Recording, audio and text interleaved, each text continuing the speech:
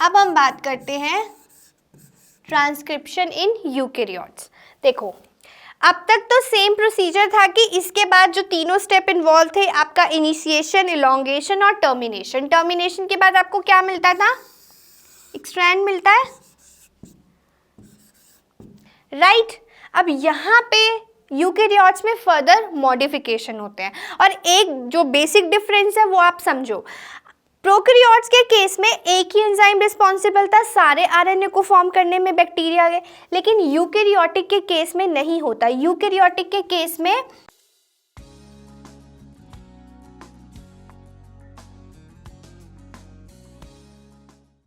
आपका जैसे RNA polymerase 1 है, आरएनए पॉलीमरेज 2 होता है, और आरएनए पॉलीमरेज 3। ये 3 एंजाइम इन्वॉल्व होते हैं अलग अलग आरएनए को बनाने के लिए। For example, RNA polymerase 1 responsible है राइबोसोमल आरएनए के लिए, आरएनए पॉलीमरेज 2 रिस्पॉन्सिबल है मैसेंजर आरएनए के लिए, और आरएनए पॉलीमरेज 3 रिस्पॉन्सिबल है ट्रांसफर आरएनए के लिए। ठीक है, तो ये एक बेसिक डिफरेंस है कि वहाँ पे एक ही एंजाइम काम करता था, यहाँ पे 3 अलग अलग एंजाइम काम करते हैं 3 अलग अलग आरएनए को बनाने के लिए। क्लियर? अब बात करते हैं हमारे प्रोसेस की। जो मैं ये आपको बता रही हूँ ये आप साथ साथ नोट करते चलिए।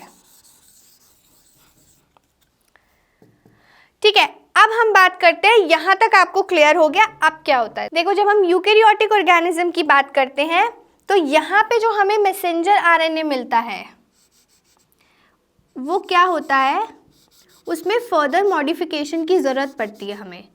ये जो मैं आपको बना रही हूँ इसको ध्यान से समझना कि ये क्या है। हमें इस तरीके के बैंड्स मिलते हैं मैसेंजर आरएनए में, और ये बैंड्स क्या होते हैं, इनको हम बोलते हैं इंट्रॉन्स,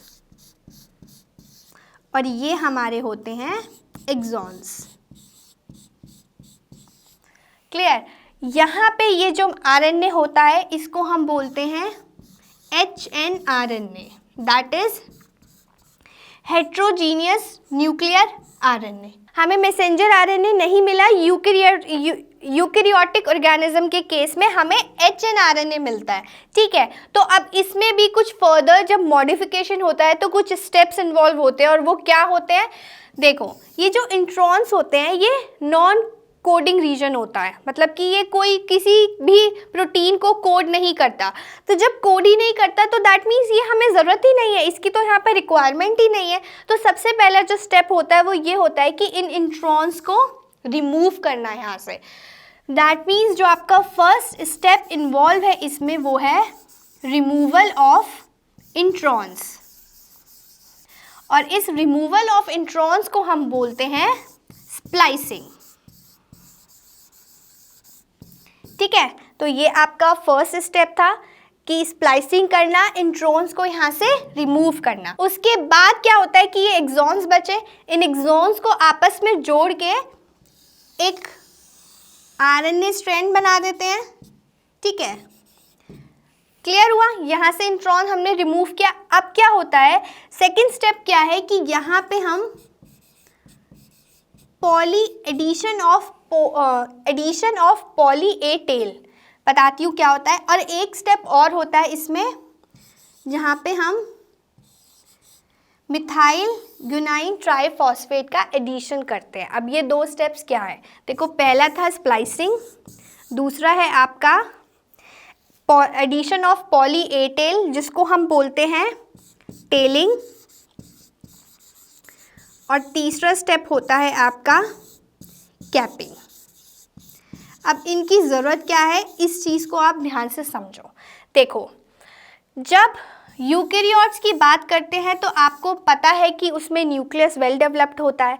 जो ट्रांसक्रिप्शन का प्रोसेस है वो आपके न्यूक्लियस में होता है। आपके पास जब इस आरएनए स्ट्रैंड बन गया आपका, जब ये इंट्रॉन्स हट गए और एक आपको स्ट्रैंड मिल गया, तो न्यूक्लियस से साइटोप्लाज्म में जाने के लिए, मतलब जो उसमें जो रिसेप्टर्स प्रेजेंट होते हैं वो उसको रिकॉग्नाइज कर पाए, इसलिए यहाँ पे addition of poly A tail हम करते हैं ताकि वो उसको रिकॉग्नाइज कर सके, और ये हेल्प करता है रिसेप्टर को रिकॉग्नाइज करने में। ये हम क्यों करते हैं? देखो, आपको पता है कि आरएनए बहुत ही रिएक्टिव होता है, ठीक है, तो म्यूटेशन के चांसेस बहुत ज़्यादा हो जाते हैं आरएनए के केस में। तो उस रेट को कम करने के लिए कि कम से कम अनवांटेड चेंजेस हो, कम से कम म्यूटेशन हो, उसके लिए हम लोग इसका मिथाइलेशन कर देते हैं। यहाँ पे हम मिथाइलेशन कर देते हैं, किससे?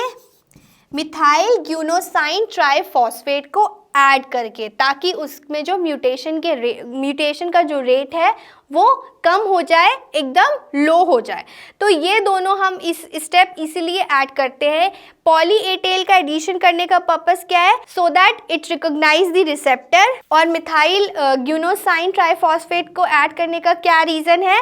ताकि वहाँ पे जो रेट ऑफ म्यूटेशन है वो कम हो जाए, ठीक है। तो इस तरीके से हमें जो फाइनल मिलता है वो हमें हमारा मैसेंजर आरएनए मिल जाता है, ठीक है। तो ये यूकैरियोटिक का प्रोसेस था ट्रांसक्रिप्शन का, जिसमें आपके 3 स्टेप्स इन्वॉल्व है, स्प्लाइसिंग, टेलिंग और कैपिंग, ठीक है। अब यहाँ पे ये ट्रांसक्रिप्शन ख़त्म। अब आपको पता है नेक्स्ट स्टेप आपका क्या होता है।